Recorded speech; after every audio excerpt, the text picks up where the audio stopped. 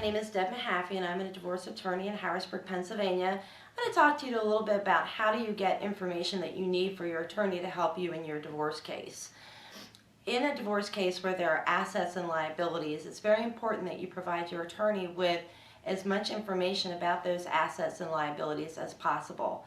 A lot of people ask me where they can get that information, and a good place to start would be to start online. For example, if you have bank accounts that are owned by you or the other party in your case, you can go online and get your bank statements fairly easily in most cases. If you have to go back several years and get bank statements, you may have to make arrangements with the bank and pay a nominal fee. But in most cases, those statements are available easily online. As far as vehicles are concerned, a lot of people will get on kellybluebook.com or any other online valuations service that is free. There are a lot of counties that also have your deeds and mortgages available for free on their Recorder of Deeds website. If your county where your home is located at does not participate in a free deed website, you can go onto a separate paid website called Landex, LANDEX.com, and pay a small fee to pull up your deed and mortgage information to give your attorney. Sometimes people have a hard time getting information if they're not the owner of an account or they don't know much information about the finances in their case.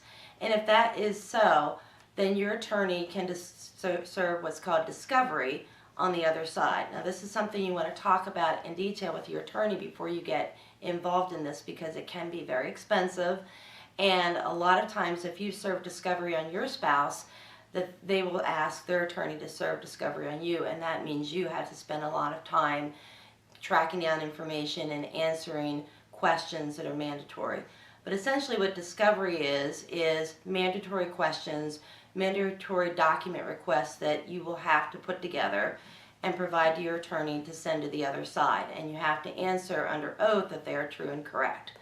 Again, this can be a very expensive process, but sometimes it is necessary if you don't have possession of the information or if your spouse will not give it up willingly.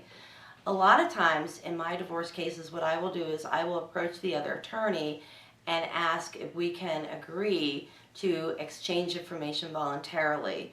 Sometimes that's the best solution because it doesn't cost as much money, and if I'm willing to give something to the other side, a lot of times they're willing to give it to me. This isn't the case in every divorce case, but it's certainly worth the effort for the attorneys to have that conversation.